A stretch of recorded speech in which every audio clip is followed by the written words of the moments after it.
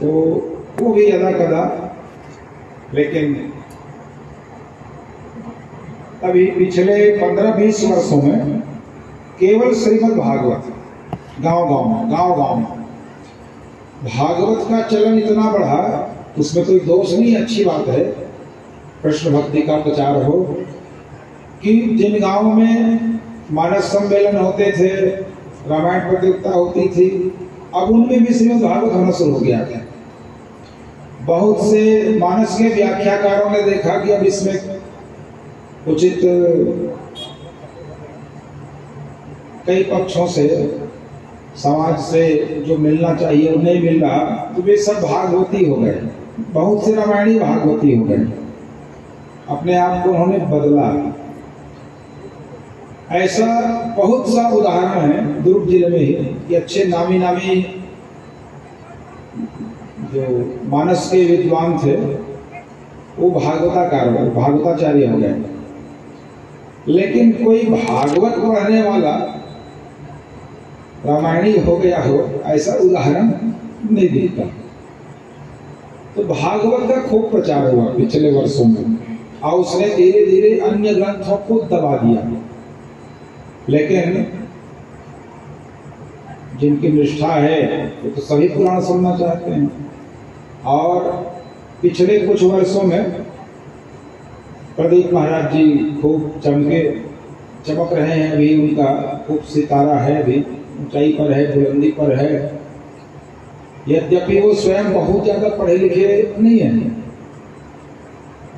मंगलाचरण में भी संस्कृत में उनकी त्रुटि दिखती है, लेकिन समाज को जोड़ने में, शिव भक्ति से लगाने में, और हमारे पुराणों में वर्णित छोटे छोटे उपाय जिनसे लोगों का कल्याण हो, दैनिक जीवन में लाभ हो, उसको जोड़ने में वो सफल रहे। और इसलिए कथा में कितनी भी बड़ी पंडाल बनाई जाए, छोटी पड़ रही है।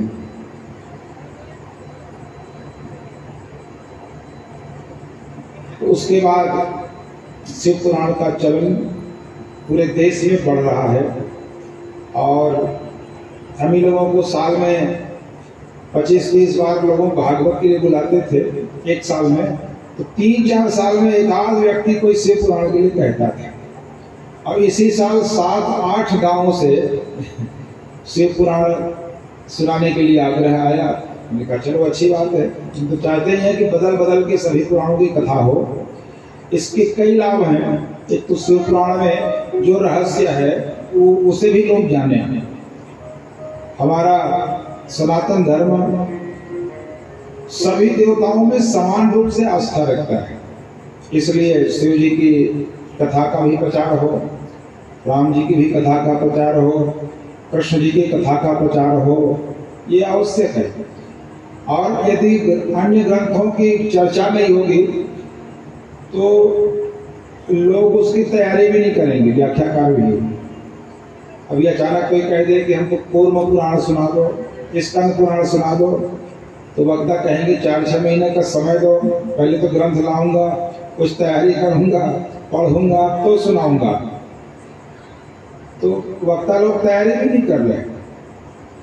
ऐसे ही शिव महापुराण पहले तो बहुत कथा होती थी, हमारे गुरु जी ने बहुत बार कथा कही, लेकिन बीच के 15-20 वर्षों में केवल भागवत रह गया था। देवी भागवत की कथा भी दुर्ग के आसपास तो बहुत कम हो गया था। कुछ अभी 1-2 जगह और अभी धमतरी क्षेत्र में हम लोग करके आए। तो पुराण तो सभी समान है, कोई छोटा बड़ा नहीं, सब में समान निष्ठा होनी चाहिए। शिव महापुराण आज यहाँ प्रारंभ हो रहा है, श्रावण मास में प्रारंभ हो रहा है, इसका और महत्व है। श्रावण मास शिव जी के लिए है, लेकिन विष्णु जी के लिए भी है। शिव पुराण में ही लिखा कि विष्णु भक्ति भी होती है श्रावण मास में। और गोकर्ण जी ने धुंधकारी को कथा सुनाई थी, श्रावण मास में ही सुनाया था। और श्रावण मास में शिव जी का तो विशेष रूप से है ही है। हमारे गुरु जी कहते थे भगवान विष्णु 4 महीना विश्राम करते हैं, देवशयनी एकादशी से लेकर जेठावनी तक। तो उनको चिंता हुई पृथ्वी का भार कौन संभाले। तो एक एक महीना बांट दिया। सावन को शंकर जी को आग्रह करके निवेदन करके, भादों में गणेश जी आ गए, वार में दुर्गा जी, अब कार्तिक में कार्तिकेय जी चलो। तो ऐसे एक एक महीना संभाल लेना, बाकी तो मैं जेठौनी में उठूंगा। तो वैसे ये भी भ्रांति है, भगवान जी सोते नहीं है। भगवान जी सो जाएंगे तो प्रलय हो जाएगा। तो देवता लोग तो देव शैनी है, पता नहीं कैसे हरि शैनी हो गया। स्वर्ग लोक में कुछ विश्राम करते हैं, उनका 6-6 महीने का यहाँ के हिसाब से दिन रात है। विष्णु लोक में तो यहाँ के करोड़ों वर्ष बीत जाते हैं, तो वहाँ का एक क्षण बीतता है, इतनी ऊंचाई पर है। इसलिए भगवान अगर 4 महीना वहाँ सोए ना अपने घर के हिसाब से, यहाँ तो अरबों खरबों साल बीत जाएगा। और यहाँ के 4 महीना सोए तो भगवान को तो 1 सेकंड को भी सोने को नहीं मिला। वैकुंठ के मान से गिनेंगे तो दोनों स्थिति में उनका विश्राम करना संगत बैठता नहीं है। तो शिव महापुराण एक बार प्रायः सभी पुराणों की कथा नैमिषारण्य से प्रारंभ होगी। नैमिषे सूतमासीनम अभिवाद्य महामतिम, ये भागवत जी में प्रारंभ होता है। यहाँ तक सत्यनारायण कथा भी एक नैमिषारण्य से शुरू होता है। लेकिन शिव महापुराण का प्रारंभ प्रयाग से हुआ। इलाहाबाद नहीं कहेंगे, सरकार ने भी मिटा दिया है।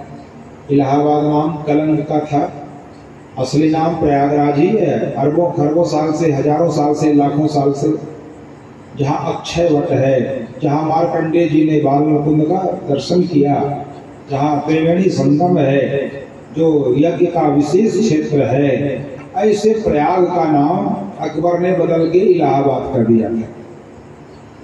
चलो, अधर्मियों का शासन था, नहीं बदल पाए, लेकिन अब कुछ नींद जागी लोगों को, अब फिर से मूल नाम आ गया है। तो इलाहाबाद कहने से बचना चाहिए, कलंक है। असली नाम प्रयागराज है और फिर से आ गया है, शासकीय रिकॉर्ड में भी है। तो प्रयाग में यज्ञ हुआ और उसी में कथा होती थी। सौनक जी वहाँ भी थे, वही मुख्य श्रोता थे। और सूत जी यहाँ भी वक्ता हैं, और सूत जी से ही प्रश्न पूछा है सौनक जी ने। हे सूत महाप्राज्ञ सर्वसिद्धांत विप्रभो, आख्याहि में कथा सारम पुराणानां विशेषतः।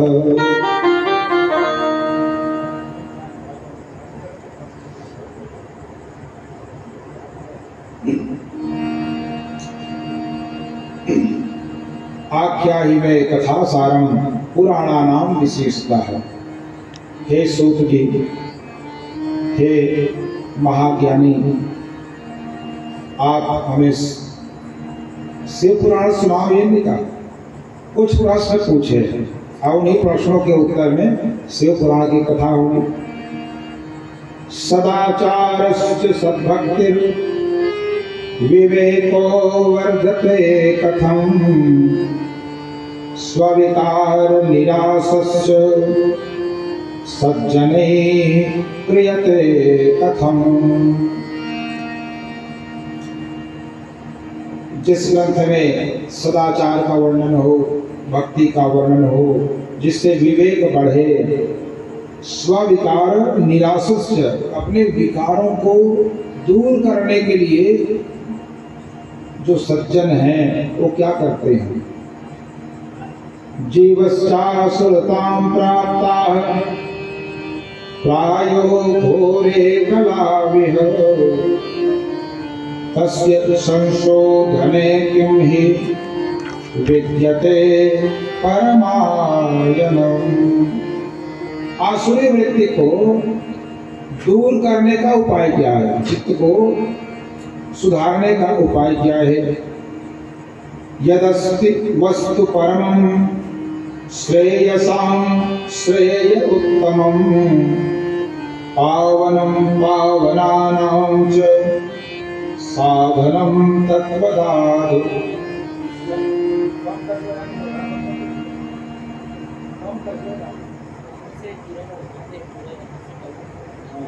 व्यंजों के रकम लगे हैं थोड़ा सा।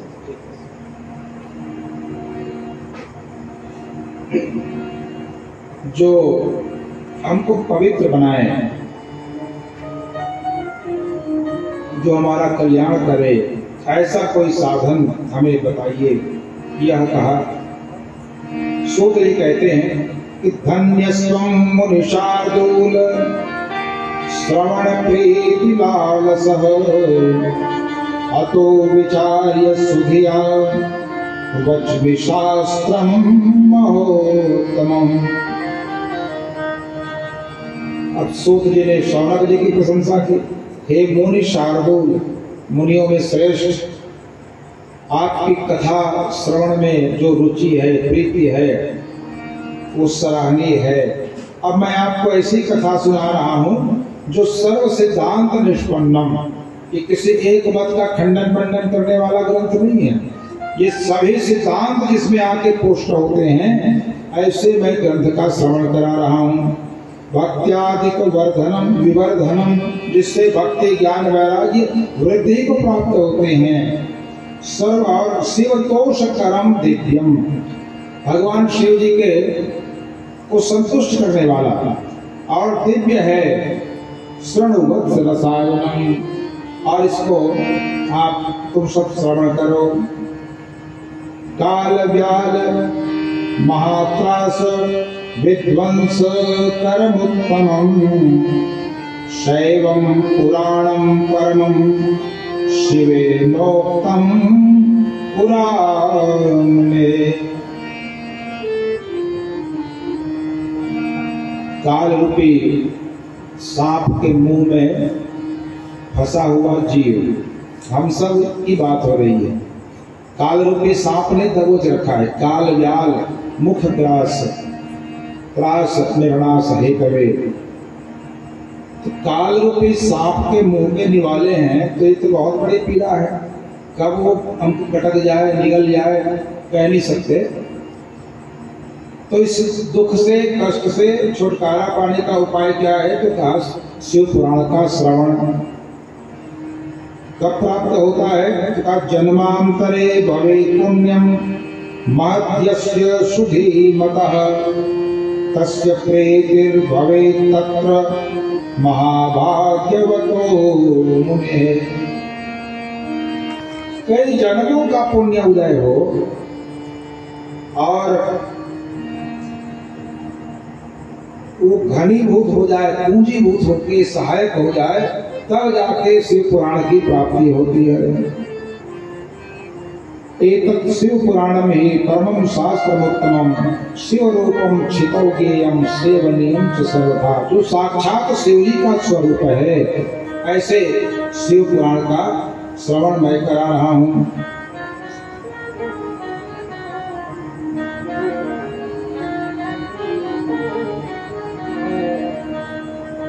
भागवत जी के महात्म्य में धुंधकारी की कथा थी। धुंधकारी महाखलह, बहुत बड़ा पापी, और उसकी मुक्ति भागवत श्रवण से हुई। लोगों को बहुत विश्वास हो गया भागवत जी के ऊपर कि धुंधकारी जैसा पापी जीवन भर पाप किया और सिर्फ इसलिए कर गया कि उसके निमित्त भागवत का आयोजन हुआ। बांस में बैठ के भागवत सुना उसने। प्रेत रूप था, मरा हुआ था। लेकिन शिव पुराण के महात्म्य में दो ऐसे पापियों की कथा आती है जो धुंधकारी के समकक्ष हैं, कुछ मामले में उससे भी बढ़े हैं, और वो भी शिव पुराण सुन के तरे हैं। एक ब्राह्मण था तो ब्राह्मण, लेकिन ऐसे नगर में था जहाँ के लोग प्रायः पाप कर्मों में ही लगे रहते थे। ऐसे गांव में उसका निवास हुआ।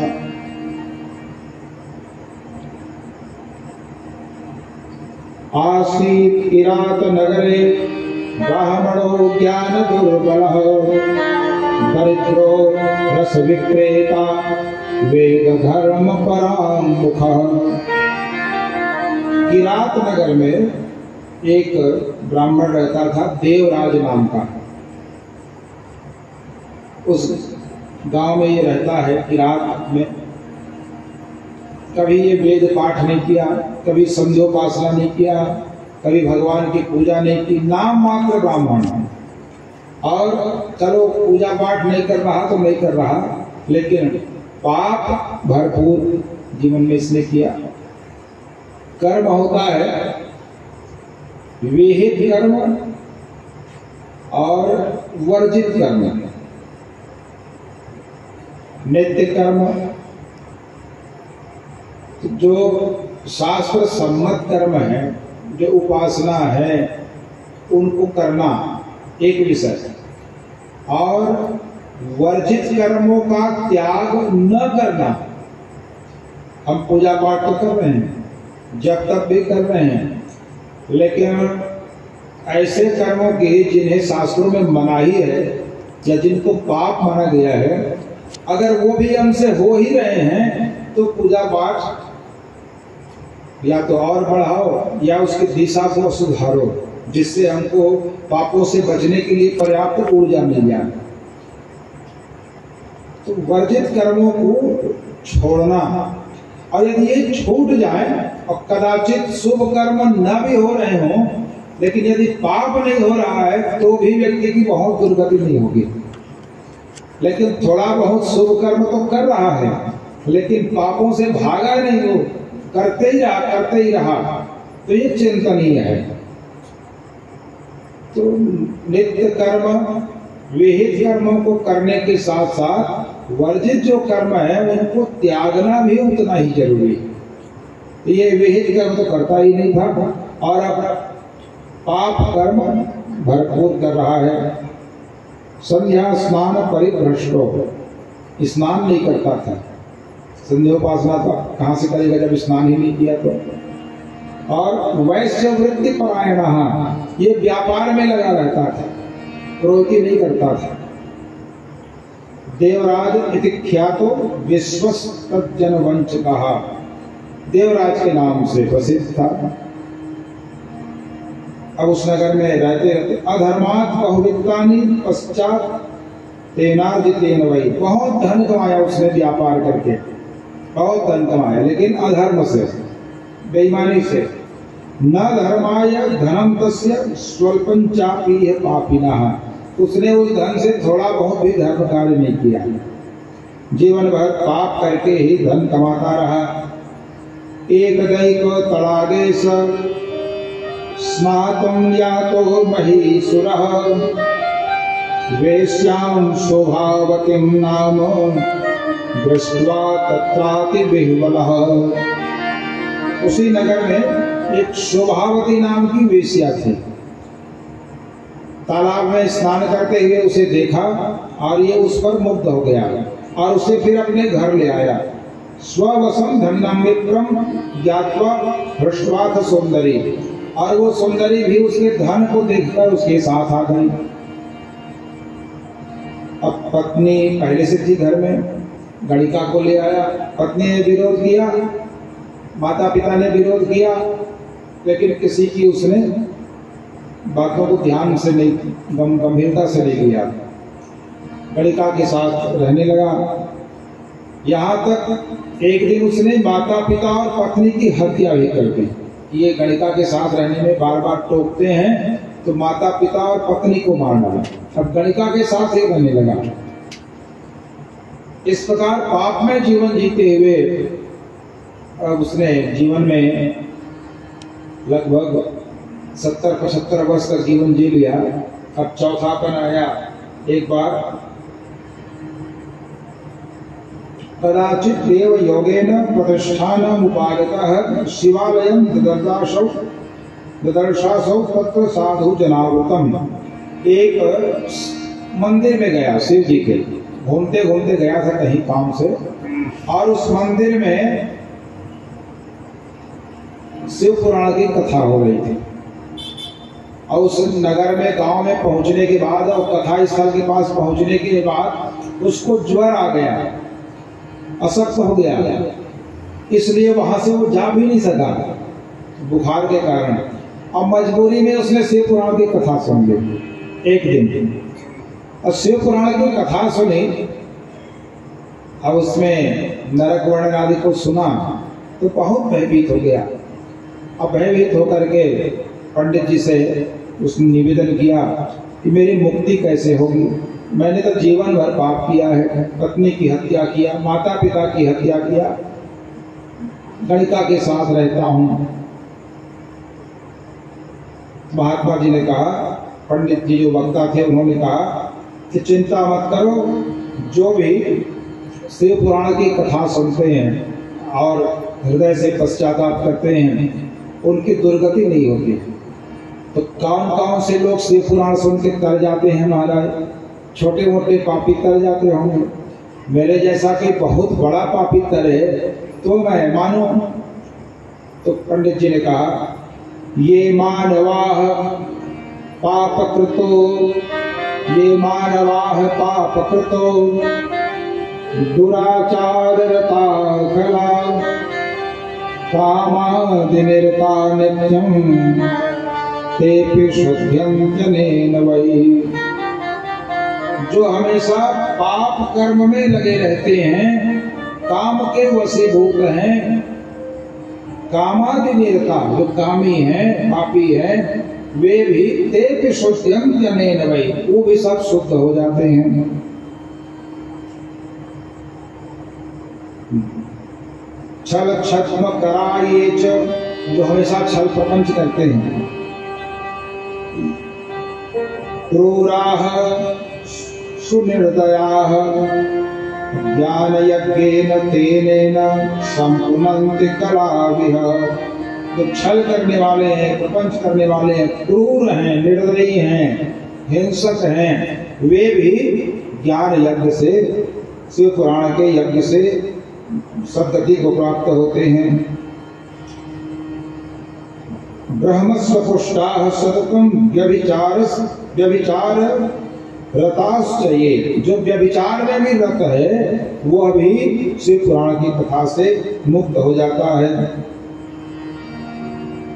और कहा, भुक्ति मुक्ति प्रदम चैव शिव संतोष है तुकम। जो शिव पुराण की कथा सुनेंगे उन्हें भुक्ति माने इस जीवन में सुख सुविधा की प्राप्ति, और मुक्ति मरने के बाद सद्गति की प्राप्ति, और भगवान शिव संतुष्ट होते हैं। ऐसा फल इस महापुराण से प्राप्त होता है। और इसी के प्रमाण स्वरूप उन्होंने वो देवराज ब्राह्मण की कथा सुनाई, जो महापापी था, वेश्यागामी था, माता पिता पत्नी का हत्यारा था। वृद्धावस्था में उसने एक दिन विवस्था पूर्वक शिव पुराण सुन लिया और फिर पंडित जी से प्रार्थना किया कि मैं बाकी कथा भी सुनना चाहता हूँ। तो कहा, सुन लो, मना किसने किया है। अब उसने वहीं देवालय में, शिवालय में शिव पुराण की कथा सुनी। और कुछ दिन बाद यमदूत आए तो शिव जी के गण आ गए। जैसे अजामिल को बचाया था वैसे ही देवराज को भी बचाया गया और इसे शिव लोक की प्राप्ति हुई। तो केवल शिव पुराण श्रवण से ही उसकी मुक्ति हो गई। तो इतना अधिक फल देने वाला ये महापुराण है जिसका हम श्रवण करने बैठे हैं। एक और कथा प्राप्ति होती है, बहुत विस्तार नहीं करेंगे, समय हो रहा है, लेकिन प्रसंग लेते हैं कि समुद्र निकटे देशे ग्रामोपास्कल संज्ञकः वसन्ते यत्र पापष्ठा वेद धर्मोद्धिता जनाः। समुद्र किनारे बास्कल नाम का एक शहर था। उसमें बिंदु नाम का ब्राह्मण था और चंचुला नाम की उसकी पत्नी थी। चंचुला और बिंदुक दोनों पति पत्नी के रूप में जीवन जी रहे हैं। बिंदुक महाकामी था और पत्नी के होते हुए भी नित्य वेश्या के यहाँ जाता था, वेश्यागामी था। पत्नी की उसने उपेक्षा की। घर में पत्नी बेचारी रोती रहती थी, प्रतीक्षा करती रहती थी, पति उसके समीप आता ही नहीं था, बस गणिकाओं के यहाँ ही जाए। तो 1-2 वर्ष 3 वर्ष तक तो वो सती बनी रही पति का सामीप्य प्राप्त नहीं हुआ, फिर भी अपने मन को किसी तरह वश में रखा। अब पति सेवा, सास ससुर की सेवा में लगी रही, लेकिन जब लगातार उपेक्षा हुई तो वह भी पतित हो गई, पतिता हो गई, और उसने भी परपुरुष गमन शुरू कर दिया। अब पति पत्नी दोनों बिगड़े हुए हैं। एक दिन जारेण संगता रात्रो रेमे पापेन गुप्ततः पतिदृश्यं वञ्चयित्वा भ्रष्टसत्त्वा कुमार्गदा कदाचित्तां दुराचारां स्वपत्नीं चञ्चुलां मुने जारेण संगतां रात्रौ ददर्श स्मरवेवलाम्। एक रात्रि पत्नी को बिंदु ब्राह्मण ने, चंचुला को, किसी अन्य पुरुष के साथ काम किया करते देख लिया। स्वयं व्यभिचारी है, नित्य वेश्यागमन का पाप करता है, लेकिन पत्नी से अपेक्षा है कि वो सती बनी रहे। यही प्रायः पुरुषों की वृत्ति होती है। जितनी अपेक्षा पत्नी से है उतनी अपेक्षा स्वयं से भी होनी चाहिए, तब अच्छा है। लेकिन स्वयं तो व्यभिचार करता था, अब पत्नी से सतीत्व की अपेक्षा है, और उसके व्यभिचार को देखा तो सह नहीं पाया, पत्नी को पीटने लगा। तो पत्नी ने कहा, भवान प्रतिदिनं कामं रमते वेश्यया कुधीः मां विहाय स्वपत्नीं च युवतीं प्रतिसेविनीं। आप तो प्रतिदिन अन्य गणिकाओं के यहाँ जाते हैं और मेरी उपेक्षा करते हैं। मैं भी रूपवत्या युवत्यास्य कामाकुलित चेतसः विना पति विहारम स्यात् कामे का गतिर्मे भवान वदेत्। आप मेरी उपेक्षा करते हैं, मैं भी सुंदरी हूँ, युवावस्था में हूँ, युवती हूँ, तो मेरी क्या स्थिति होती होगी, आपने कभी इस पर चिंतन भी किया है, विचार किया है? अहम महारूपवती, बहुत सुंदरी हूँ, और नव यौवन विह्वला, मैं भी युवावस्था में हूँ, मुझमें भी यौवन है, और उससे मैं बहुत व्याकुल हूँ। अब कथम सहे काम दुखम तब संगम बिना तभी। अब आपके बिना, पति के बिना इस काम पीड़ा को मैं कैसे सहूं? इसलिए मेरा पतन हुआ, इसमें आपका ही दोष है। यदि आपने मेरी उपेक्षा नहीं की होती तो मेरा पतन नहीं हुआ होता। तो बिंदु स्वयं तो महापापी था, मदिरा पीता था, गणिका के यहाँ जाता था। अब पत्नी की बातों को सुना तो उसने ये नहीं कहा कि चलो अब मैं सुधर जाता हूँ, अब तुम भी सुधर जाओ, अब आगे हम जीवन अच्छा जिएंगे, ये नहीं कहा। ठीक है, मेरी गलती है, तो तुम जैसा कर रही हो करती रहो, अब मैं जैसा कर रहा हूँ मैं भी वैसे करता रहा। लेकिन मुझे गणिकाओं के यहाँ जाने में धन लगता है, वो बिना पैसे के तो प्रेम करती नहीं है, गणिका है, तो मुझे गणिका के लिए धन मिलता नहीं है। धीरे धीरे बहुत पैसा मैं गंवा चुका। तो ऐसा करो कि तुम जिन पुरुषों के साथ रहती हो उनसे धन लिया करो और उसे लाकर मुझे दे दिया करो, तो उससे मैं गणिका के पास जाऊंगा। इतना दृढ़ उसके विचार हैं। और उसने कहा, तद्धनम देहि सर्वं में वेश्या संसक्त चेतसा महत् स्वार्थम भवेन्नूनं तवापि च मवापि च। ऐसा करने से तुम्हारा भी स्वार्थ सिद्ध हो जाएगा और मेरा भी स्वार्थ सिद्ध हो जाएगा।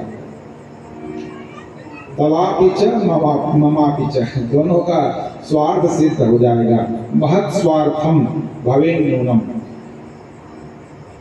तो पति ने ही ऐसा कह दिया तो पत्नी भी सहमत हो गई।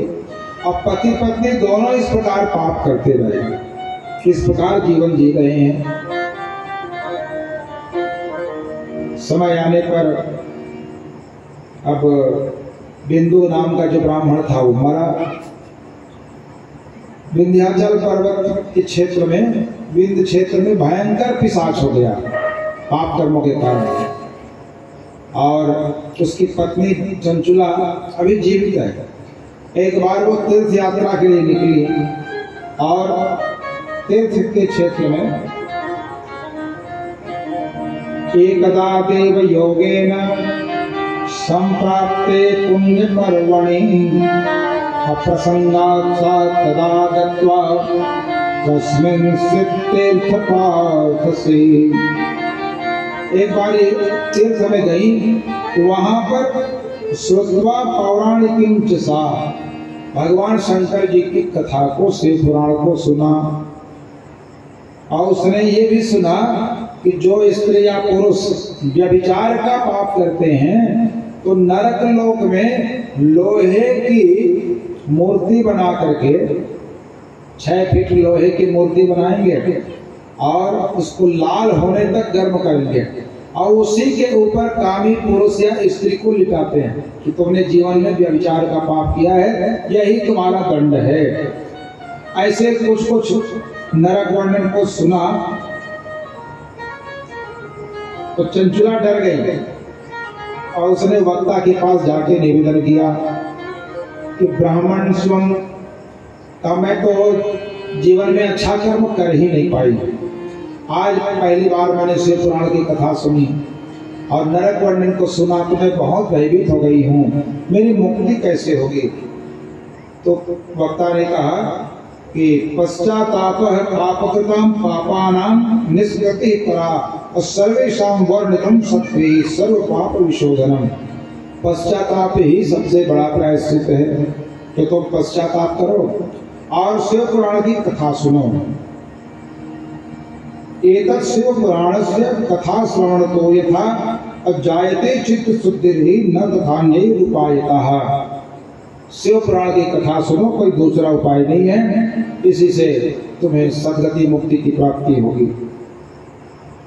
तो उस स्त्री ने, ब्राह्मणी ने शिव पुराण की कथा सुनी और कुछ दिन बाद उसकी जब मृत्यु हुई तो शिव जी के गण आए और उसे सम्मान पूर्वक कैलाश ले गए। अब ये तो महापापिनी थी पहले, लेकिन शिव पुराण की कथा सुन ली तो कैलाश में वास मिला। और कैलाश में वास मिला तो चलो किसी कोने में पड़े रहो उपेक्षित, तुमने तो पाप किया है, ऐसी बात नहीं, उसको बहुत सम्मान मिला। और माता पार्वती जी ने चंचला को अपना सखी बना लिया, अपने साथ रखती थी, जबकि उसने जीवन भर पाप किया। केवल शिव पुराण श्रवण किया, बस एक ही सत्कर्म उससे हुआ और पार्वती जी ने उसको अपना सखी मान लिया। चंचला पार्वती जी की सखी हो गई और जब पार्वती की सखी हो गई तो उसको खुश होना चाहिए, कैलाश में वास मिला है, शिव जी का दर्शन हो रहा है, पार्वती जी की सखी बन गई। लेकिन वो उदास रहती थी इतना अच्छा सब मिलने के बाद भी। तो एक दिन पार्वती जी ने पूछा कि बात क्या है, तुम उदास क्यों रहती हो। पार्वती जी ने पूछा कि सुते भरता बिंदुगावो महापापी दुराशयः वेश्या भोगी महामूढ़ो अमृतवा नरकं गतः। तुम्हारा पति तो नरक गया लेकिन तुम कैलाश में आ गई हो, तुमको खुश होना चाहिए, प्रसन्न होना चाहिए। तो चंचुला ने कहा मुझे अपने पति की चिंता है, जैसे मैं मुक्त हो गई ऐसे ही मेरा पति भी मुक्त हो जाए, आप कृपा कर दीजिए। तो महेश्वरी महादेवी कृपां कुरु ममोपरि समुद्धर पतिं मेत्य दुष्ट कर्म करम फलम। यद्यपि मेरे पति दुष्ट कर्म करने वाले थे, खल थे, लेकिन समुद्धर उनका उद्धार हो जाए।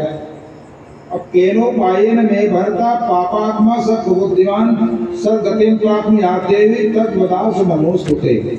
आपको प्रणाम करती हूँ, मेरे पति की मुक्ति कैसे होगी वो उपाय भी बता दीजिए। तो पार्वती जी ने शंकर जी से पूछा, यद्यपि स्वयं जानती थी फिर भी। अब शिव जी ने कहा शिव पुराण की कथा सुना दी उसके पति को तो वो मुक्त हो जाएगा। तो अभी वो कहाँ है, तो पता लगा कि नरक से सजा भुगत कर, दंड भुगत करके विंध्य क्षेत्र में पिशाच हो गया है। तो तुम्बुरु को भगवान शंकर ने आदेश दिया, पार्वती जी ने आदेश दिया कि हे तुम्बुरु शिव प्रीत मम मानस कारक सहानया वयं विंध्य शैलम भद्रम ते गच्छ सत्वरम। वहां पर पिशाच है, उसको जाके शिव पुराण की कथा सुनाओ। तो उस पिशाच के पास गए, उस शिव पुराण की कथा सुनने को तैयार नहीं था, उसको बांध के लाया गया और जबरदस्ती पंडाल में बांध के रखे। कोई श्रद्धा भक्ति से युक्त होकर नहीं सुना, पंडाल में बांध के रखे और शिव पुराण की कथा उसने सुनी, श्रद्धा भक्ति से नहीं, मजबूरी में, विवशता में। और तुम्बुरु ने कथा सुनाई और शिव पुराण की कथा होते होते, पूर्ण होते होते कैलाश लोक से सुंदर विमान आया और दिव्य देह धारण करके जैसे धुंधकारी तरह था, वैसे ही ये बिंदु नाम का ब्राह्मण भी शिव लोक पहुंचा, सदगति मुक्ति को प्राप्त हुआ। तो इतने बड़े बड़े पापी पापिनी भी केवल शिव पुराण श्रवण करके मुक्त हो गए। ऐसे दिव्य पुराण का श्रवण करने का अवसर हम सबको प्राप्त हुआ है। पवित्र श्रावण मास चल रहा है, पुरुषोत्तम मास चल रहा है। पुरुषोत्तम मास हम लोग ऐसे नहीं कि हर साल 3 साल में जबरदस्ती किसी महीना को 200 बना दें। इसका गणितीय आधार है। सौर मास में प्रत्येक मास में एक संक्रांति होती है। सूर्य एक राशि को व्यतीत करते हैं, वही एक मास है। सूर्य को एक राशि को तय करने में जो समय लगता है वो सौर मास है। तो 360 दिन लगता है, 30 दिन का मास बना। लेकिन जैसे अंग्रेजी कैलेंडर में कोई नियम नहीं है, किसी को 31 कर देंगे, किसी को 28 कर देंगे। तब तो ये कोई गणितीय आधार नहीं है, अंदाज से उन्होंने कर दिया। 365 बनाना है तो 5 बढ़ा दिया उन्होंने। लेकिन हम हिंदुओं में जो कैलेंडर है, हमारा पंचांग है, संक्रांति से ही मास बनता है। और जब किसी भी महीना को हम 2 बना देते हैं उस वर्ष में, कभी आषाढ़ को, कभी जेठ को, कभी सावन को, तो 30-60 दिन हो गया। मान लो अभी सावन डबल है तो 60 दिन सावन रहेगा, जबकि 30 दिन में एक संक्रांति होती है। सूर्य एक राशि को व्यतीत करते हैं। लेकिन यही हिंदुओं की विशेषता है, हमारे ज्योतिष ज्ञान की विशेषता है। हमने अपनी मर्जी से किसी माह को 2 नहीं बनाया है। इसका गणितीय आधार है 60 दिनों के सावन में भी एक ही संक्रांति होगी। जिस 30 दिन की अवधि में एक भी संक्रांति नहीं होती उसको दोष माना गया कि 30 दिन में संक्रांति हुआ ही नहीं, तो ये 12 महीने में गिना नहीं जाएगा। तो ये क्या है? ये मल मास है। संक्रांति रहित मास को मल मास कहा गया है। लेकिन वो मास बड़ा दुखी हो गया कि मुझे मल मास कहा गया। मल शब्द अच्छा नहीं है, मुझे तो इतना निकृष्ट नाम दिया गया, दुखी हो गया। तो भगवान विष्णु ने कृपा करके कहा ठीक है, तुम्हारा नाम पुरुषोत्तम मास होगा। कृपा कर दी, कहा मल से पुरुषोत्तम बना दिया और कहा जो मेरी भक्ति करेंगे इस महीने में उन्हें और विशेष फल मिलेगा, अक्षय पुण्य की प्राप्ति होगी। तो इसलिए पुरुषोत्तम महीने में कथा सुनने का तो और भी महत्व है। श्रावण में तो है ही, लेकिन पुरुषोत्तम मास में और विशेष महत्व है। चलो ये योग बना। जब गुरु जी कहते थे फोन में कि पुरुषोत्तम महीना में ही सुनेंगे, या एक 2 बार आया था कथा के बाद, तो भी मेरे पास 100 वर्षीय पंचांग है। तो 100 वर्षीय पंचांग में मैंने देखा कि पुरुषोत्तम महीना कब पड़ रहा है, तो 2023 में। और उसको मैं देखा कौन सा महीना है, तो सावन। मैंने कहा इसमें तो बरसात रहेगी, बारिश हो सकती है, तो फिर कथा कैसे होगी, या तो कोई हॉल चाहिए या फिर बहुत व्यवस्था चाहिए। तो एक बार कहा भी था गुरु जी को, तो पिछली बार आया था, तो बारिश रहेगी, सावन डबल है, तो कहा देखते हैं। और चलो बढ़िया व्यवस्था हो गई, अब बारिश भी हो जाए तो चिंता नहीं है। तो अच्छी व्यवस्था हो गई। और कथा सुनना जितना महत्वपूर्ण है, सुनाना उससे और भी महत्वपूर्ण है। तो कथा जितने अधिक लोग सुनते हैं, सबकी समय आने पर सत्संगति मुक्ति होती है और भगवान की कृपा की प्राप्ति होती है। तो चाहे शिव पुराण का महात्म्य हो, चाहे भागवत जी का महात्म्य हो, भागवत जी का महात्म्य पद्म पुराण से लिया गया है, गोकर्णोपाख्यान। और शिव पुराण का महात्म्य है वो स्कंद पुराण होता है। स्कंद पुराण का कोई भी पुराण अपने मुंह से अपनी प्रशंसा नहीं करते, कोई भी सत्पुरुष अपनी प्रशंसा नहीं करते। तो एक ग्रंथ की प्रशंसा कोई दूसरा ग्रंथ करता है।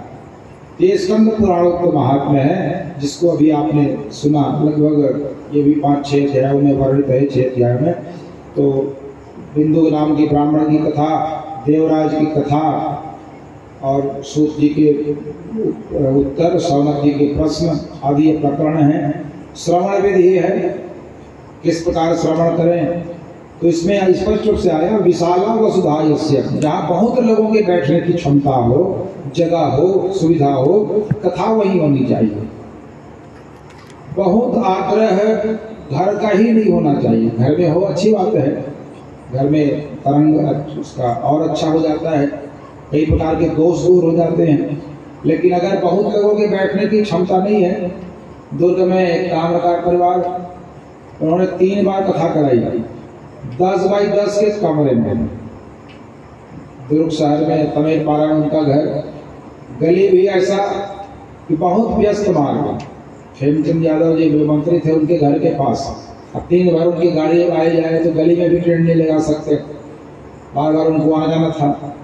और घर में आंगन नहीं था, तो मकान 4 मंजिला था, लेकिन छत में भी बहुत प्रकार के ऐसे बैठने लायक जगह नहीं थी, समतल जगह नहीं थी।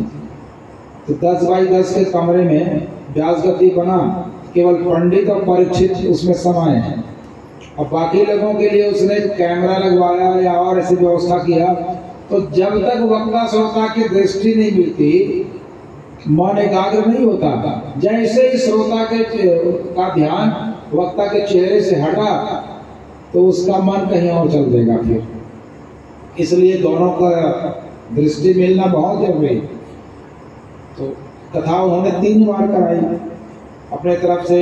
अब वो कहते भी थे, महाराज अब लोग कमरे में बैठ के सुनते हैं। मैंने कहा कभी जाके देखना, अगर दूसरे कमरे में बैठ के लोग अपेक्षा रखोगे कि वो सुने, तो नहीं, वो तो आराम से फिर बातचीत करने लग जाएंगे। तो जब आमने सामने बैठते तभी अच्छे से सुनना होता है, उसका बड़ा महत्व है। तो कथा ऐसे ही होना चाहिए, जहाँ बहुत लोगों की बैठने की व्यवस्था हो। पिछली कथा में भी आपका जो 11 कुठार कहें वो सब पर्याप्त था, और इस बार भी और बड़ी बढ़िया है, अच्छी व्यवस्था है। बारिश में भी श्रवण विधि में जो भागवत जी का है वही, यही केसरी पुराणों का वही है। हो सके तो जितना हो सके उपवास करें या सात्विक भोजन करें, पत्तल में भोजन करें तो और अच्छा माना गया है। भूमि शयन हो या लकड़ी के पलंग में शयन माना गया है निवाह सुनने वालों के लिए। दाल में मूंग दाल और विशेष अच्छा माना गया है। हविष्यान्न भोजन और अच्छा माना गया। दुर्गंधित भोजन का निषेध है, चाहे लहसुन हो, प्याज हो, ये वर्जित है।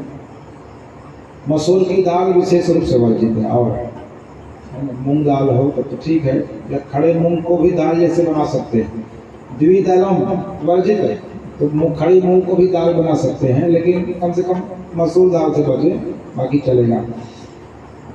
जितना हो सके संयम नियम करते हुए, ब्रह्मचर्य पालन करते हुए, और क्रोध लोभ आदि से भी बचते हुए कथा का श्रवण करें। और दिन में सुनी हुई कथा का अन्य समय में मनन करें, खाली समय में। और केवल मनन ही ना हो, उसमें कुछ कुछ जो हमको बहुत अच्छा लग जाए, जो हमारी क्षमता के भीतर हो, उनको जीवन में उतारेंगे। तो श्रवण, मनन और निधिध्यासन, ये 3 अंग हैं। मनन के अभाव में श्रवण व्यर्थ हो जाता है और निधिध्यासन के अभाव में मनन व्यर्थ हो जाता है। इसलिए तीनों को हम लें तो हमारा जीवन सफल होगा, कल्याण की प्राप्ति होगी। तो चलिए अब इतनी चर्चा करते हैं, एक संकीर्तन करके और फिर आरती की तैयारी करें। बाकी कल से नियत समय में कथा श्रवण करेंगे। शंकर भगवान की ओम नमः।